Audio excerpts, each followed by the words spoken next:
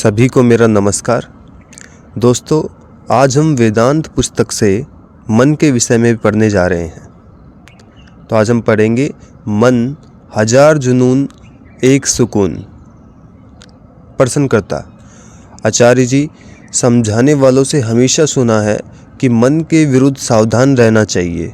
लोग हमें कहते हैं कि मन के मते ना चलिए, लेकिन इच्छाओं, भावनाओं और मन की लहरों से ऊपर उठने की कोई संभावना होती भी है। मन के पार जाना या मन से ऊपर उठना, अर्थ क्या है इसका? आचार्य प्रशांत, पहले जिसको आप मन कहते हो उसको समझना पड़ेगा, फिर समझ में आएगा कि मन के पार जाना या मन से ऊपर उठना ये बात क्या है, इसमें दम कितना है। ये जो कहा ना, इच्छाएं हैं, भावनाएं हैं, मन की लहरें हैं, यही मन है। और इसमें जो ये इच्छाएं उठती हैं, ये विचार आते हैं, भावनाएं आती हैं, ये आपसे पूछकर नहीं आती, आपकी सहमति से भी नहीं आती। मन अपने आप में एक व्यवस्था है जो आपने नहीं बनाई है और जो आपके नियंत्रण में भी नहीं है। इसमें जो हो रहा है स्वयं ही हो रहा है, आपकी सहमति से नहीं हो रहा, आपकी अनुमति से नहीं हो रहा। मन आपसे पूछकर नहीं चल रहा, लेकिन हाँ, आप ज़रूर मन के गुलाम बन जाते हैं। जो भी भावना, विचार वगैरह उठ रहे हैं, आप उनके पीछे पीछे चलने लग जाते हैं। अब ये जो व्यवस्था है जिसको मन बोलते हैं, ये बहुत पुरानी है और इसका अपना एक उद्देश्य है। इसका उद्देश्य बस इतना ही है कि चलते रहो। ये एक चलती हुई व्यवस्था है जो बस चलते रहना चाहती है। उसको वास्तव में कहीं पहुंचना नहीं है, इसको बस चलते रहना है, बस गोल गोल चक्कर में घूमते रहना है। वो चक्कर में ना घूम रही होती तो शायद कहीं पहुंच भी जाती, पर उसके पास बस एक चक्र है। इच्छा करना, पाना, भोगना और फिर असंतुष्ट हो जाना, फिर इच्छा करना, फिर पाना, फिर भोगना, फिर असंतुष्ट हो जाना। जैसे अब एक चक्कर हो गया ना, तो ये एक मानसिक व्यवस्था है। इसी तरह से जन्म लेना, तमाम तरह के बंधनों में बंधे रहकर जीना और फिर मर जाना, और मरने से पहले अपने ही जैसे जीवों को पैदा करके छोड़ जाना। ये एक मानसिक चक्कर है, ये चल रहा है। इसी से आपके विचार आते हैं, इसी से आपकी भावनाएं आती हैं, इसी से आपकी चंचलताएं आती हैं। इसीलिए आपको पता नहीं चलता और आप भावुक हो जाते हैं या क्रोधित हो जाते हैं या बहक जाते हैं, फिसल जाते हैं, सो जाते हैं, जो भी है। फिर बाद में कई बार सोचते भी हैं कि अरे, उस समय मैंने ऐसी बात कैसे कह दी। वो इसलिए कह दी क्योंकि जो बात कही गई आपसे पूछकर नहीं कही गई। मैं कहने के लिए हुआ। आपके सामने कोई चीज़ आती है, तुरंत आपको विचार आ जाता है कि इस चीज़ को चुन लेते हैं या इस चीज़ को उठा लेते हैं। अब विचार तो आपको बता रहा है कि क्या चुनो, लेकिन इस विचार को आपने थोड़ी चुना है। आपके सामने कुछ खाने का रखा है और तुरंत आपको विचार आ गया कि चलो इसे खा लेते हैं। तो विचार ने क्या कह दिया कि क्या चुनाव करो? खाने का चुनाव करो। विचार आपको बता रहा है कि खाने का चुनाव करो, लेकिन क्या आपने चुना था कि ये विचार आपको आए? देख रहे हो कि विचार पर आपका चुनाव नहीं चल रहा है, लेकिन आपके चुनाव पर विचार का पूरा नियंत्रण, पूरा अधिकार है। तो ये गुलामी की हालत है। इसीलिए समझाने वालों ने कहा है कि विचार से सतर्क रहो। वो तुमसे पूछ कर नहीं चलता, उसके अपने चक्कर हैं, उसके अपने इरादे हैं, उसकी अपनी व्यवस्था है। तुम क्यों उसकी व्यवस्था का शिकार हो जाते हो? क्योंकि जहाँ तक तुम्हारी बात है, तुम अपने लिए एक अलग प्रयोजन रखते हो। तुम्हारे लिए जीवन का एक अलग उद्देश्य है। तुम्हारा प्रयोजन है आज़ाद जीऊँ, भरपूर जीऊँ। और जहाँ तक मन की बात है, उसका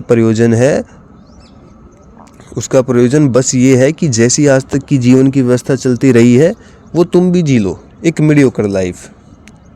तुमसे पूछा जाए तो शायद तुम कह दोगे कि भले ही कम जीऊँ, लेकिन ऊंचा जीऊँ या गहरा जीऊँ। मन की जो प्राकृतिक व्यवस्था है, उसमें ऊंचाई या गहराई के लिए कोई जगह नहीं है। वहाँ बस ये है कि जिए जाओ। समझ में आ रही है बात? तो ये दो अलग इकाइयाँ हो गई, एक मन और एक तुम, एक मन और एक तुम। इसी को थोड़ा और शास्त्रीय भाषा में कह सकते हो प्रकृति और पुरुष, या संसार और मैं, माने अहम। समझ में आ रही है बात? किसी भी नाम से इन दोनों को पुकार लो। एक बात पक्की है, ये दोनों अलग अलग हैं भाई। और ये जितना अलग रखे जाए उतना ज़्यादा अच्छा है। किसके लिए? तुम्हारे लिए, माने अहम के लिए उतना ज़्यादा अच्छा है कि जितने अलग रहेंगे। और जितना ज़्यादा तुम प्रकृति की व्यवस्था से लिप्त रहोगे उतना ज़्यादा अपूर्ण इच्छाओं के शिकार रहोगे और दुख भोगोगे। लावारिस होती हैं वो इच्छाएं, तुम्हें कुछ पता नहीं होगा कहाँ से आ रही, और गुमनाम होती हैं, अपना पता ठिकाना नहीं बताती, बस आ जाती हैं। तुम्हें पता है तुम्हारी इच्छाएं कहाँ से आती हैं?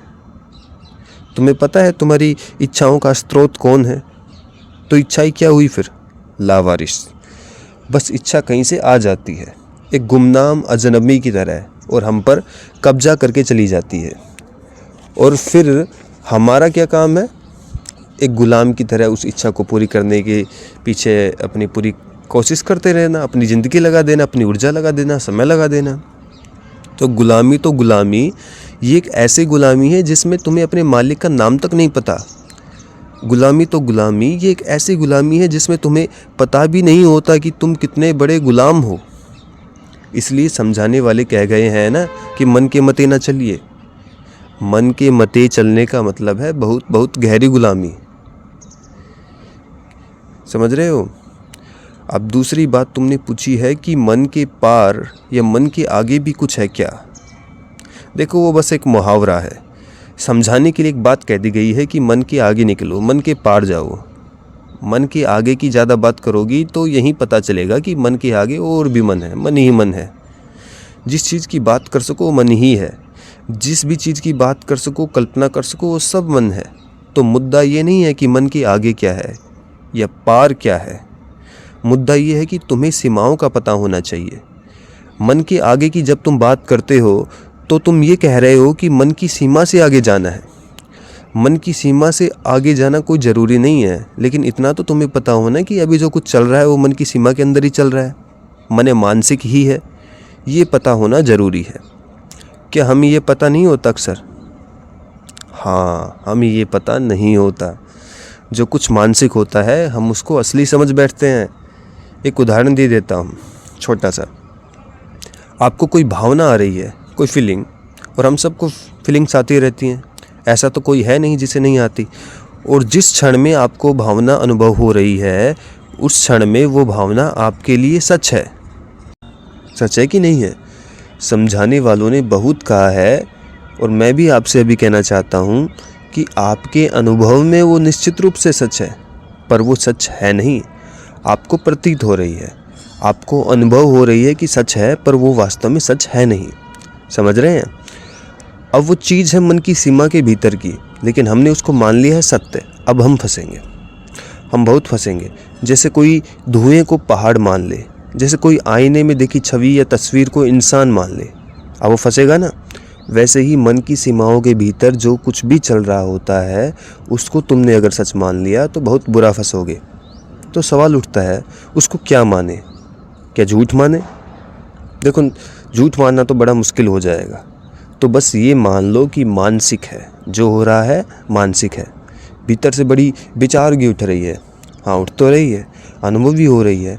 हम ये नहीं कहेंगे कि नहीं, हमें ऐसी कोई विचारगी अनुभव नहीं हो रही, हो तो रही है। तो वो सच है विचारगी या झूठ है? जो भावना अनुभव हो रही है विचारगी की, वो सच है या झूठ है? देखो, सच तो है नहीं, और झूठ उसे कह नहीं सकते। क्यों नहीं कह सकते झूठ? क्योंकि अनुभव तो हो ही रही है। तो बस इतना कह देंगे कि मानसिक है। समझ में आ रही है बात? मानसिक कह देने से क्या हो जाता है कि वो एक सत्य का दर्जा नहीं पाती, तो उसका बहुत प्रभाव नहीं होता फिर हम पे। ठीक, एक बार तुमने कह दी कोई चीज़ मानसिक है तो तुमने उसे मन की सीमा के भीतर रख दिया। बस यही करना बहुत ज़रूरी है कि ये भी मन है, मन है, मन है। और होता ये है कि जो व्यक्ति जानने लग जाता है कि क्या क्या है और कितना कुछ है मन की सीमा के भीतर, वो सीमा तक पहुंच जाता है। सीमा के पार क्या है ये सब मत पूछना, सीमा तक पहुंच जाओ, यही बड़ी बात है। क्योंकि मन के पार अगर कुछ है भी तो उसकी ऐसे चर्चा नहीं की जा सकती। क्यों नहीं की जा सकती? क्योंकि मन के भीतर क्या है? मन के भीतर सारा संसार है, और मन के भीतर तुम भी तो बैठे हुए हो जो संसार का अनुभव लेते रहते हो वही बैठ करके। तो तुम पर भी बिल्कुल छाप और छाया पड़ी हुई है पूरी संसार की, क्योंकि तुमने उम्र भर करा क्या है? संसार के प्रभाव को ही तो सोखा है। अब अगर मन के पार की बात करोगे तो जाहिर सी बात है वह संसार तो नहीं, क्योंकि संसार कहाँ है? मन के भीतर। संसार भी नहीं और तुम भी नहीं, क्योंकि मन के भीतर तुम दोनों ही थे, संसार और मैं। ये जो मैं है ना, ये भी मन के भीतर ही घूमता रहता है। मन के बाहर तो मैं भी नहीं। जब मैं भी नहीं तो मन के बाहर अगर कुछ है भी तो उसकी बात ही कौन करेगा? इसलिए मन के पार वगैरह की बात बेईमानी जैसी हो जाती है। लोग कहते हैं मन के पार निकल आए, मैं को बचाए बचाए। कैसे संभव है? मन के पार तो पार की बात करने वाला मैं भी तो नहीं बचेगा ना, तो बात कौन करेगा? तो वो बातचीत हम करना नहीं चाहते। अध्यात्म का बिल्कुल कोई उद्देश्य नहीं है कि मन के पार की किस्से कहानियाँ उड़ाओ। ऐसा प्रकाश होता है, ऐसा अनुभव होता है, ऐसा आनंद आता है, ऐसा रस आता है, ऐसा नाद बजता है मन के पार। इस तरह की बातें अगर कहीं हो रही है तो इतना तो जान लेना कि वे बातें आध्यात्मिक नहीं, वो बातें भी मानसिक ही हैं। अध्यात्म मन के पार की बातें करने का नाम नहीं है। मन के भीतर जो कुछ है उसको साफ साफ समझ लेने का नाम है। छोड़ो मन के पार क्या है, मन के भीतर जो कुछ है बस तुम उसको सच का नाम मत दो। दोहरा रहा हूँ, जो कुछ भी है, तुम, तुम्हारी भावनाएं, तुम्हारे विचार, ये पूरा संसार, ये दिखे, ये अनुभव हो, ये जोर डाले, ये बार बार अपना एहसास दिलाए, तुम हामी भरो, तुम सर हिलाकर कहो हाँ, तुम प्रतीत तो हो रहे हो, अनुभव तो खूब होते हो, मुस्कुरा दो। लेकिन फिर भी मैं ये नहीं बोलूँगा कि तुम वास्तविक हो। तुम वास्तविक कैसे हो सकते हो? कोई चीज़ अगर वास्तव में है तो उस चीज़ से बिल्कुल भिन्न कोई इकाई चाहिए ना जो उसको सत्यापित कर देगी। यहाँ ये थोड़ी भाषा है, ये थोड़ी हल्की कठिन है पहले की अपेक्षा, तो इस पर थोड़ा और गौर फरमाइएगा।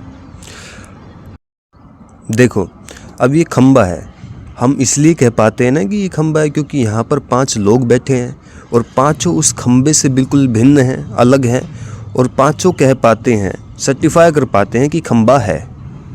तो किसी चीज़ के होने के लिए ज़रूरी है कि उससे बिल्कुल भिन्न कोई दूसरी चीज़, कोई दूसरी इकाई आकर के उसका सत्यापन, वेरिफिकेशन कर दे, फिर ठीक है। लेकिन अगर मामला कुछ ऐसा हो कि एक जगह है जहाँ 5 लोग हैं और पांचों एक दूसरे के रिश्तेदार ही हैं और पांचों एक दूसरे को सत्यापित करते हुए, सर्टिफाई करते हुए कहते हैं कि साहब हम तो पांचों बहुत ईमानदार हैं, तो क्या हम मान सकते हैं कि पांचों ईमानदार हैं? नहीं ना। क्यों नहीं मान सकते? क्योंकि वो सब एक दूसरे के रिश्तेदार हैं, वो एक दूसरे से बिल्कुल भिन्न नहीं हैं, उनमें आपस में रिश्ता है, संबंध है। तो जिन दो में आपस में रिश्ता हो वो एक दूसरे को कभी भी सच्चाई से जान नहीं सकते, क्योंकि वो एक दूसरे से ही बने हैं। उनमें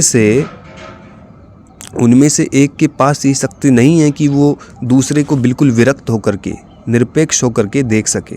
जब देख ही नहीं सकता तो उसकी सच्चाई कैसे पता चलेगी? या पता चल सकती है? नहीं चल सकती ना। अब देखो कि संसार में और अहम में क्या रिश्ता है। ये जो हम हैं ये बने ही किससे हैं? संसार से। जब हम बने ही संसार से हैं तो हम ये कैसे कह पाएंगे कि संसार झूठ है? नहीं कह सकते ना। सामने गेहूं रखा है, तुम कह सकते हो कि गेहूं झूठा है? जो ज़बान तुम चलाओगे कहने के लिए कि गेहूं झूठा है, वो ज़बान भी किससे बनी है? गेहूं से ही बनी है। तो रिश्ता है जैसे उन 5 लोगों में आपस में रिश्ता था, और इसलिए उन पांचों की एक दूसरे के बारे में कही गई बातें मानी नहीं जा सकती। उस बात की कोई वैलिडिटी, ऑथेंटिसिटी नहीं मानी जाएगी ना। ठीक इसी तरीके से इंसान संसार के बारे में जो कुछ कहता है उसमें कोई दम नहीं होगा, क्योंकि हमने अपनी सारी पहचानी कहाँ से ली है? दुनिया से ली है। वो पहचाने हमें दुख देती हो, दर्द देती हो, जो भी देती हो, लेकिन अब दुनिया से ले तो ली है और उन्हीं से हम अपनी हस्ती मानते हैं। समझ में आ रही है बात? इसी चीज़ के खिलाफ सतर्क रहना है कि जी हम दुनिया में रहे हैं। हम, जिसने ये सवाल पूछा है, जो सब लोग हम अनुभव लेते हैं, जी हम दुनिया में रहे हैं, लेकिन दुनिया चीज़ क्या है ये पता करने का हमारे पास कोई स्वतंत्र माध्यम नहीं है। हमारे पास कोई रिलायबल एजेंसी नहीं है जिससे हम दुनिया की सच्चाई पता कर सके, क्योंकि हम बने ही किससे हैं? दुनिया से। तो दुनिया की सच्चाई पता करना बड़ा मुश्किल हो जाएगा, बहुत मुश्किल है। इसलिए दुनिया की सच्चाई किसको पता चल सकती है? जो दुनिया से ना बना हो। तो तुम्हारे भीतर अगर कुछ ऐसा हो जो दुनिया से नहीं बना, सिर्फ वही इकाई, वही बिंदु, वही एजेंसी भीतर की दुनिया की सच्चाई का पता भी कर सकती है, अन्यथा कुछ नहीं। तो अब देखो, इतना कुछ है मन के भीतर ही जो गड़बड़ चल रहा है, और आप पूछ रहे हो कि मन के बाहर, मन के ऊपर कैसे जाना है। तो ये कोई पूछने की बात है? मन के भीतर ही इतने खेल चल रहे हैं, इतनी गड़बड़ियाँ चल रही है, बहुत कुछ ऐसा चल रहा है जो बहुत घातक है हमारे लिए ही। तो उसका तो पता करें। समझ गए बात को? ठीक है, धन्यवाद।